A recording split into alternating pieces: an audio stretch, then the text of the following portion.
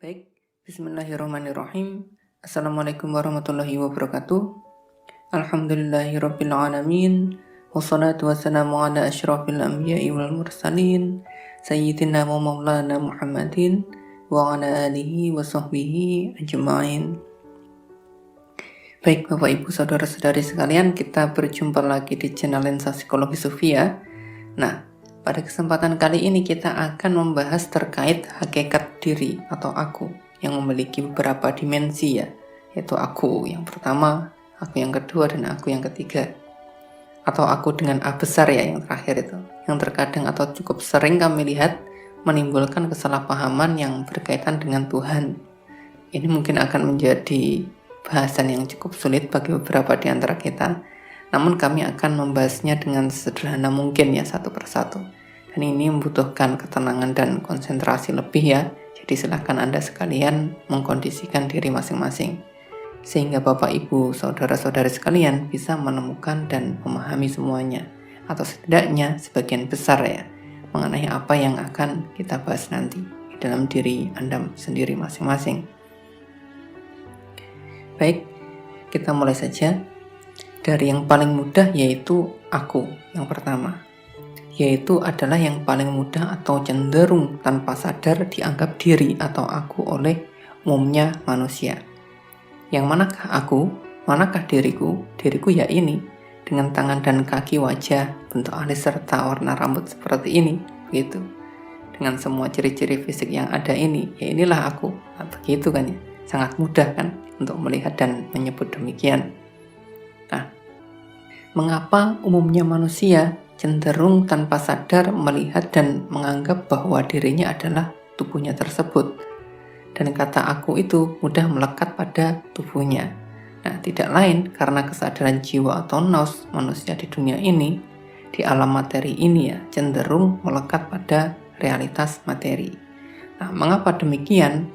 Karena sejak kita lahir di muka bumi ini, kesadaran kita terhubung dengan semua panca indera dan berbagai indera materi lainnya di dalam tubuh kita ini, yang membuat kita menyadari keberadaan dari berbagai hal yang bersifat materi di sekeliling kita.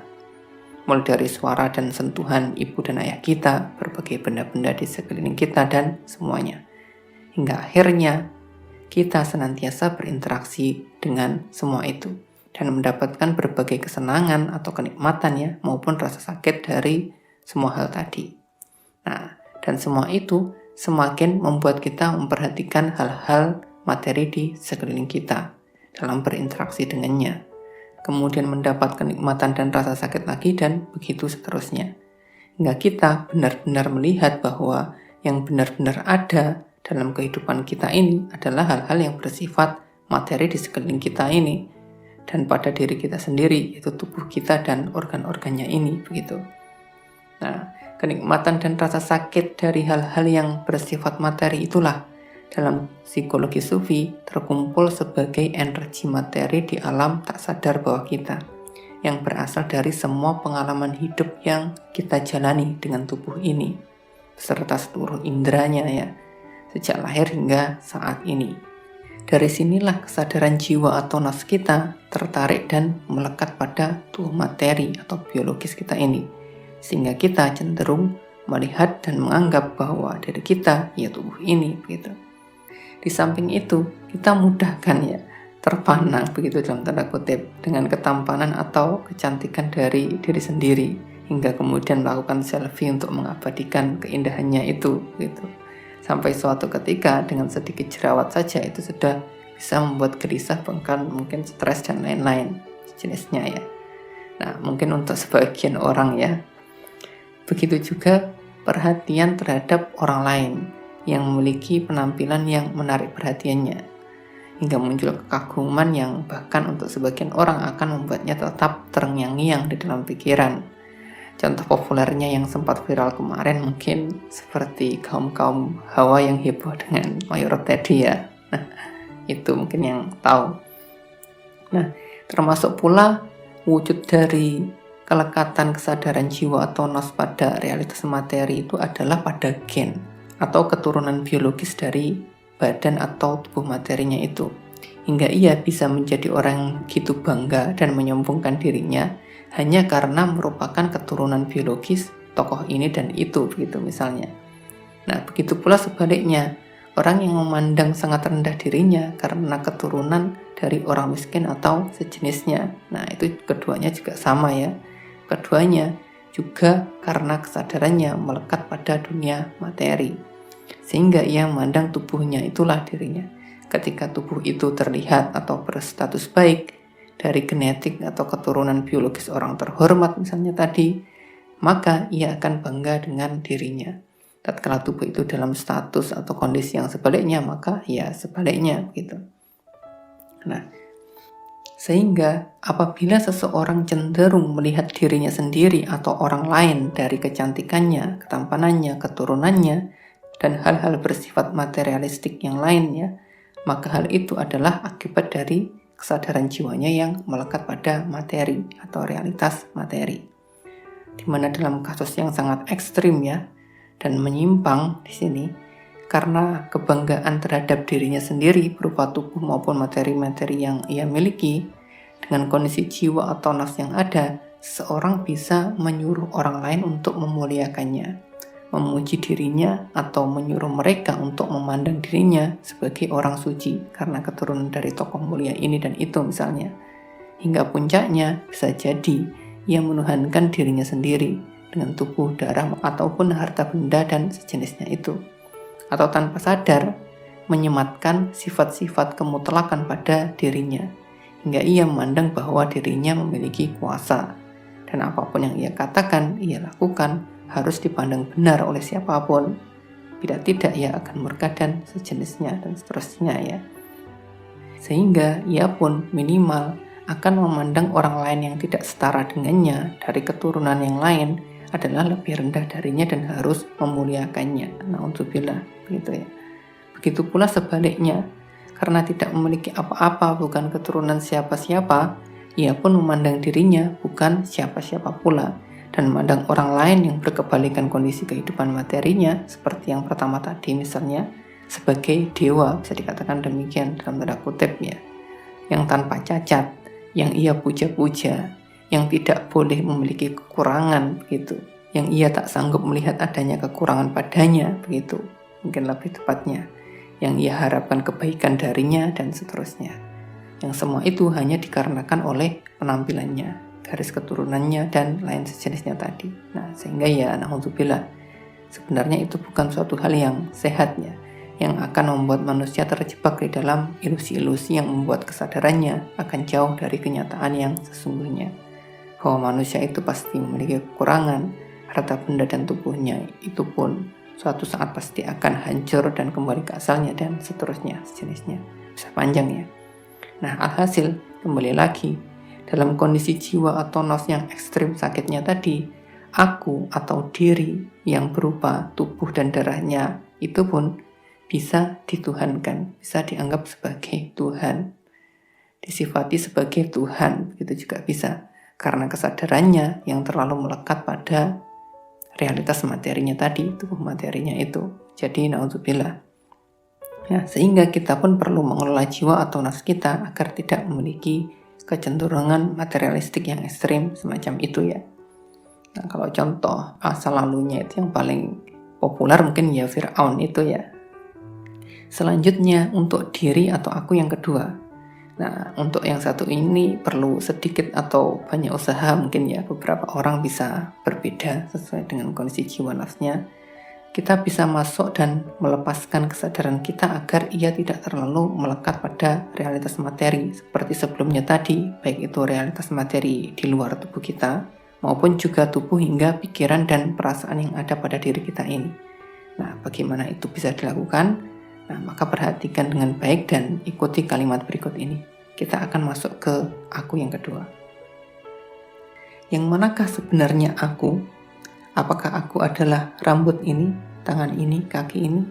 Bukan. Ini adalah rambut, tangan, dan kaki milikku. Ini bukanlah aku. Tatkala rambut ini rontok atau tangan dan kaki ini lepas, diriku atau aku tetap di sini. Sehingga ini semua bukanlah diriku.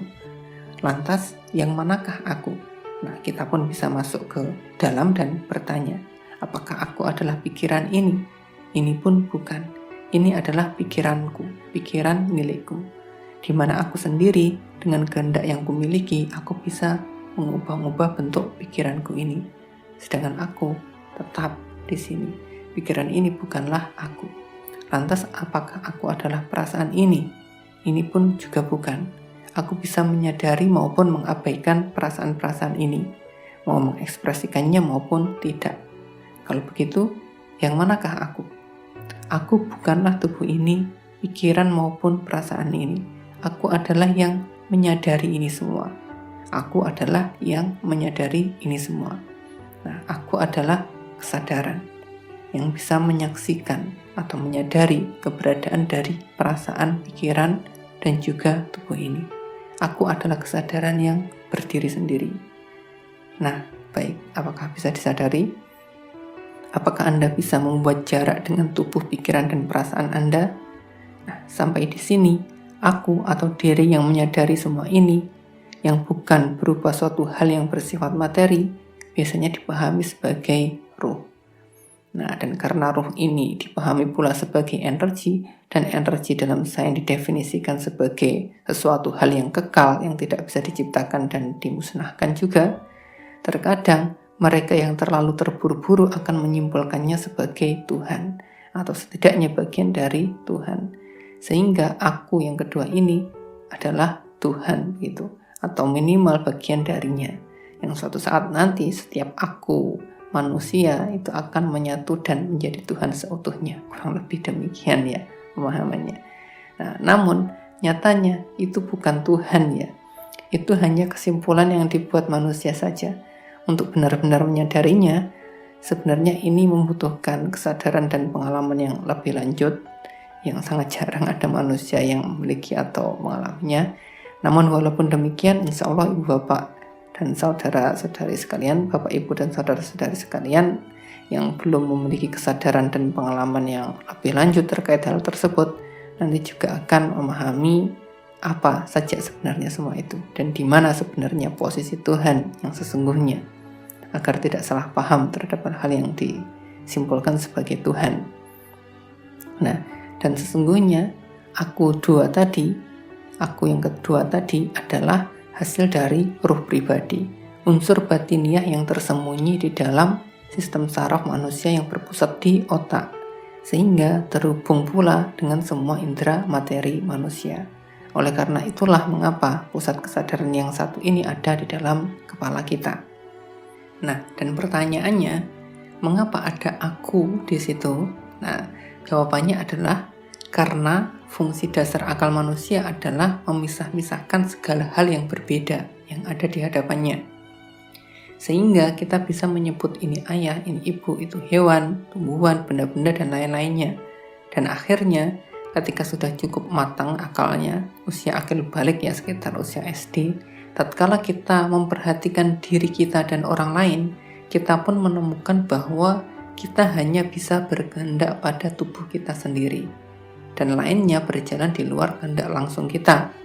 Maka kita pun di situ menemukan bahwa ini adalah aku.